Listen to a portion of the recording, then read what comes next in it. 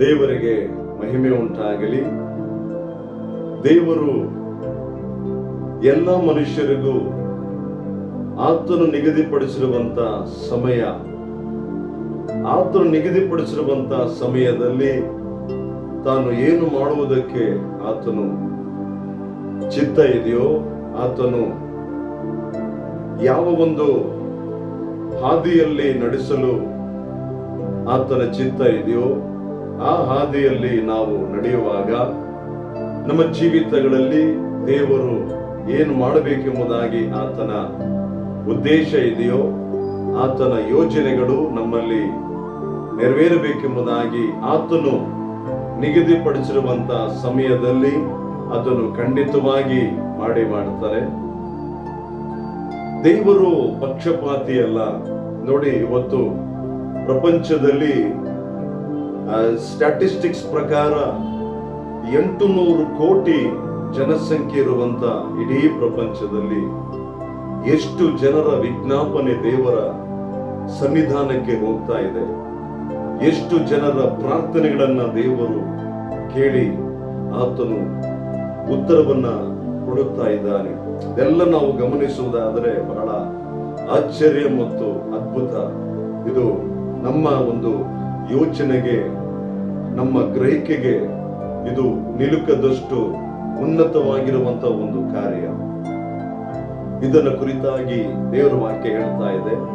ಪ್ರಸಂಗಿ ಪುಸ್ತಕ 3ನೇ ಅಧ್ಯಾಯ 11ನೇ ವಾಕ್ಯವು ಈ ವಿಧವಾಗಿ ಬರೆಯಲ್ಪಟ್ಟಿದೆ.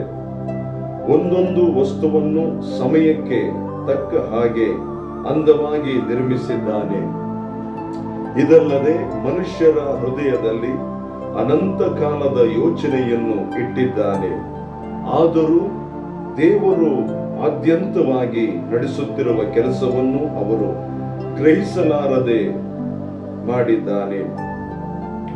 ನೋಡಿ, ನಮಗೆ ದೇವರಿಟ್ಟಿರುವಂತ ಕಾರ್ಯಗಳು ನಮ್ಮಿಂದ ಗ್ರಹಿಸಲು ಸಾಧ್ಯ ಆಗುವುದಿಲ್ಲ.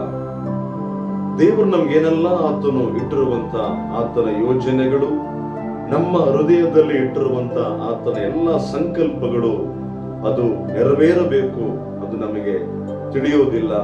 ನಾವು ದೇವರ ಸನ್ನಿಧಾನದಲ್ಲಿ, ನಾವು ದೇವರ ಆತನ ಒಂದು ನಿಗದಿಪಡಿಸಿರುವಂತ ಸಮಯದಲ್ಲಿ ನಾವು ಶ್ರದ್ಧೆಯಿಂದ ನಾವು ಆ ರೀತಿಯಾಗಿ ಯಾವುದಕ್ಕೂ ಕಳವಳಗೊಳ್ಳದೆ ನಾವು ದೇವರನ್ನೇ ನಿರೀಕ್ಷೆ ಇಟ್ಟು ನಾವು ನೋಡುವುದೇ ಆದರೆ ನಮ್ಮಲ್ಲಿ ದೇವರು ಇಟ್ಟಿರುವಂತ ಆ ಒಂದು ಸಂಕಲ್ಪಗಳು, ಆತನ ಉದ್ದೇಶ ನಮ್ಮ ಜೀವಿತದಲ್ಲಿ ಖಂಡಿತವಾಗಿ ನೆರವೇರುತ್ತೆ. ಮನುಷ್ಯನು ಪಕ್ಷಪಾತಿ ಆಗಿರುವಂತ ಈ ಒಂದು ಕಾಲಗಳಲ್ಲಿ ದೇವರು ಅಂತ ಒಂದು ಪಕ್ಷಪಾತಿಯಾಗಿ ಯಾರನ್ನು ಕೂಡ ದೇವರು ನೋಡೋದಿಲ್ಲ. ಎಲ್ಲರ ಮೇಲೂ ದೇವರು ಆತನು ದಯೆಯನ್ನ ತೋರಿಸುವ ದೇವರು, ಕರುಣೆಯನ್ನ ತೋರಿಸುವಂತ ದೇವರಾಗಿದ್ದಾನೆ. ಯೇಸು ಕ್ರಿಸ್ತನು ಯಾರನ್ನು ಕೂಡ ಆತನು ಪಕ್ಷಪಾತಿಯಾಗಿ ಆತನು ನೋಡೋದಿಲ್ಲ. ಆತನ ಒಂದು ಉದ್ದೇಶವು ಮನುಷ್ಯರ ಜೀವಿತಗಳಲ್ಲಿ ನೆರವೇರಬೇಕೆಂಬುದೇ ದೇವರು ಬಹಳ ಇಷ್ಟಪಡುವಂತ ಒಂದು ವಿಶೇಷವಾಗಿರುವಂತ ಒಂದು ಸಂಗತಿ. ಆದರೆ ನಾವೇ ಅನೇಕ ವಿಷಯದಲ್ಲಿ ಬಹಳ ನಾವು ಕಳವಳ ಪಡುತ್ತೇವೆ.